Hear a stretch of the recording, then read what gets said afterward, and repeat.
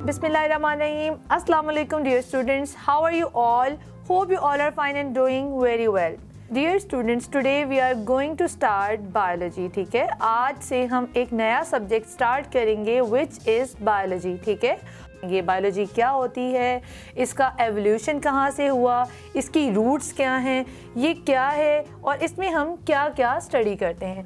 तो basically biology जो है, इसकी जो एवोल्यूशन है, इसकी जो रूट्स हैं, इसकी जो जड़ें हैं, वो आती हैं साइंस से। ठीक है, साइंस से बायोलॉजी का एवोल्यूशन हुआ है।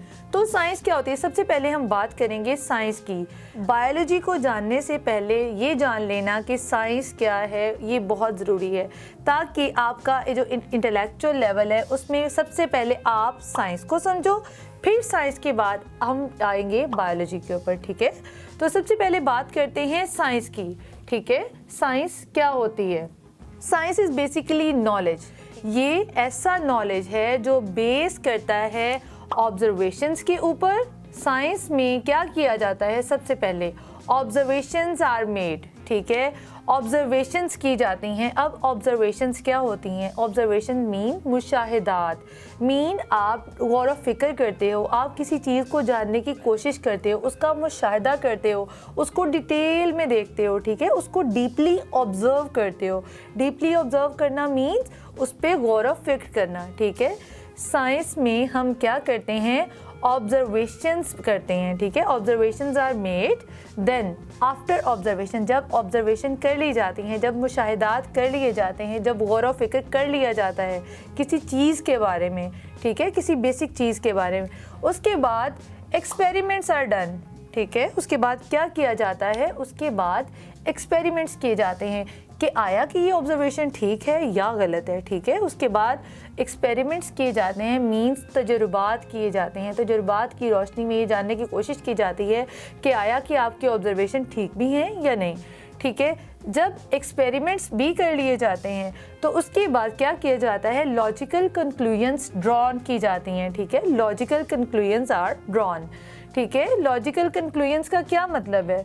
लॉजिकल कंक्लूजन मतलब ऐसी बात या ऐसी कंक्लूजन जिसके पीछे कोई दलील हो, जिसके पीछे कोई शवाहिद हो कि आया कि ये कंक्लूजन जो हमने निकाला है ये बिल्कुल ठीक है। ठीक है, लॉजिकल कंक्लूजन्स मीन ऐसी कंक्लूजन्स या ऐसे नताइज जो लॉजिकल हों, जिनके पीछे कोई ना कोई रीज़निंग हो, जिसके पीछे सबसे पहले मुशाहदात किए जाएं या ऑब्जर्वेशंस की जाएं, फिर उसके बाद जो है एक्सपेरिमेंट्स किए जाएं, उसके बाद जो हैं ये लॉजिकल कंक्लूजन्स जो हैं वो ड्रॉन की जाती हैं या अखज़ की जाती हैं। तो साइंस बेसिकली क्या है, अगर सादा अल्फाज में आप समझें तो साइंस एक ऐसा नॉलेज है, एक ऐसी तालीम है जो बेस करती है ऑब्जर्वेशन पे, मुशाहिदात पे, उसके बाद एक्सपेरिमेंट्स पे मतलब तजुर्बात पे, और उसके बाद लॉजिकल कंक्लूजन्स जो अखज़ की जाती हैं उन पे। ठीक है, ये ऐसा नॉलेज नहीं है कि आया जैसे हमारे यहाँ ऐसा कहा जाता है, बहुत सारी बातें ऐसे कर दी जाती हैं जैसे कोई कहावत हो, जैसे किसी का सेइंग हो, किसी का कोई प्रोवर्ब हो। ठीक है, या बहुत सारे जो बड़े बूढ़े लोग होते हैं उन्होंने कोई ऐसे ही मतलब जैसे कह देते हैं कि बिल्ली के रास्ता काट जाने से पता नहीं क्या हो जाएगा। ठीक है, इसके पीछे कोई साइंटिफिक नॉलेज या कोई साइंटिफिक बेस नहीं है, ये एक ऐसे ही बात है, ये साइंटिफिक नॉलेज नहीं है, इसलिए हम इसको साइंस से कोई रिलेट नहीं कर सकते। जब भी कोई बात करेंगे, ठीक है, अगर आप वो बात साइंटिफिकली करेंगे तो साइंटिफिकली बात करने का मतलब है कि ये तीनों चीज़ें उसके पीछे मौजूद हैं। एल्स वो बात कोई ना कोई किसी का परवर्ब हो सकता है, कोई जो है जैसे मैंने आपको बताया ये कोई तोहम परस्ती वाली बातें होती हैं, जो ऐसी सुनी सुनाई बातें होती हैं, वो नॉलेज नहीं होता। ठीक है, बेसिकली नॉलेज इज़ साइंस। उसके बाद हम बात करेंगे साइंस में जब ये सारी चीज़ें कर ली गई तो जो साइंटिफिक जो लोग थे या साइंटिस्ट थे उनके पास इतना ज़्यादा नॉलेज आ गया, इतनी ज़्यादा उनके पास इंफॉर्मेशन आ गई कि उनको सारी की सारी इंफॉर्मेशन को एक हेड के अंदर रखना मुश्किल हो गया।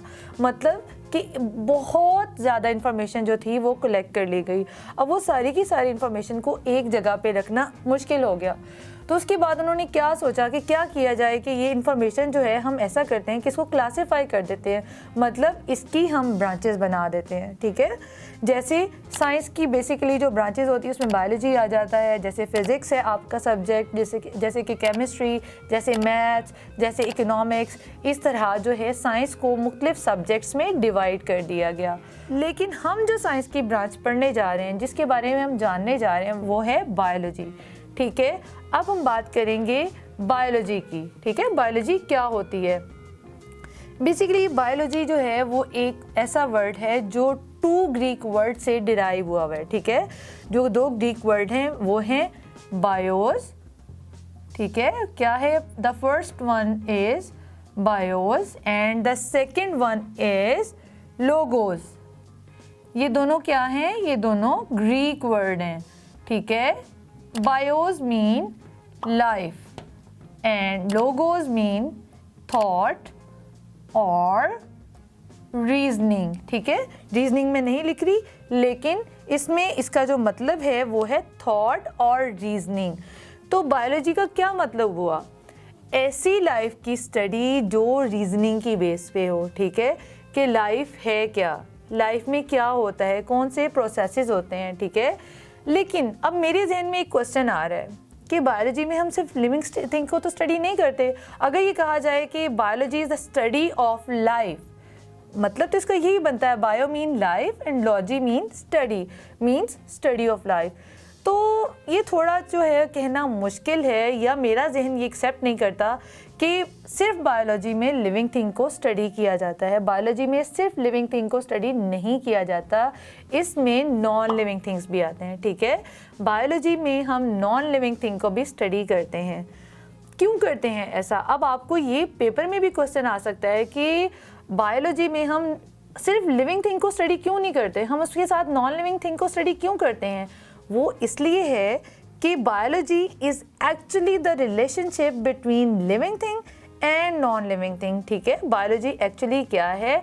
लिविंग थिंग का रिलेशनशिप नॉन लिविंग थिंग्स के साथ, ठीक है। इसमें हम, क्योंकि लिविंग थिंग जो है वो किसी भी इन्वायरमेंट में खुद से नहीं सर्वाइव कर सकते, उनको अपने सर्वाइवल के लिए नॉन लिविंग थिंग्स जो कि आपके इन्वायरमेंट का हिस्सा होती हैं उनकी ज़रूरत होती है। फॉर एग्ज़ाम्पल, जैसा कि हमारे इन्वायरमेंट में वाटर होता है, ठीक है, हमें अपने सर्वाइवल के लिए वाटर की जो है वो ज़रूरत होती है। इसके अलावा हमारी बॉडी का जो 70% जो है प्रोपोर्शन जो है वो वाटर पे बेस करता है, ठीक है। इसके अलावा हमारी एयर में ऑक्सीजन होती है जो बेसिकली नॉन लिविंग थिंग है। हम बायो में ऑक्सीजन को भी स्टडी करते हैं, but it is non living. अब इस नॉन लिविंग को स्टडी करना क्यों ज़रूरी है? क्योंकि ये हमारे सर्वाइवल के लिए ज़रूरी है, हमारी बका के लिए ज़रूरी है, हमारे ज़िंदा रहने के लिए ज़रूरी है। हमें सांस लेने के लिए ऑक्सीजन की ज़रूरत होती है। इसके अलावा कार्बन भी जो है वो नॉन लिविंग थिंग है, लेकिन ये हमारी बॉडी का हिस्सा है। इसके अलावा बात करेंगे प्रोटीन्स की। Proteins are actually non living thing, लेकिन ये हमारी बॉडी का हिस्सा होती हैं। हमारी बॉडी का हिस्सा होंगी तो लिविंग होंगी, लेकिन अगर हमारी बॉडी से इनको अलग कर दिया जाए तो ये नॉन लिविंग होती हैं, ठीक है। लेकिन इनकी स्टडी इसलिए ज़रूरी है क्योंकि ये एसोसिएट करती हैं हमारी बॉडी के साथ। हमारे सर्वाइवल के लिए प्रोटीन्स का होना बहुत ज़रूरी है, ठीक है। अब आपको बात समझ आ रही है कि बायोलॉजी में हम ना सिर्फ लिविंग थिंग को स्टडी करते हैं, बल्कि हम उनके रिलेशनशिप को स्टडी करते हैं नॉन लिविंग थिंग्स के साथ, और उन चीज़ों की डिटेल्स के बारे में भी जानते हैं। बच्चों, आई नो कि अगर अब आपको जो है बायोलॉजी का जो कॉन्सेप्ट है वो क्लियर हो गया होगा कि बायोलॉजी क्या होती है, इसमें हम क्या स्टडी करते हैं।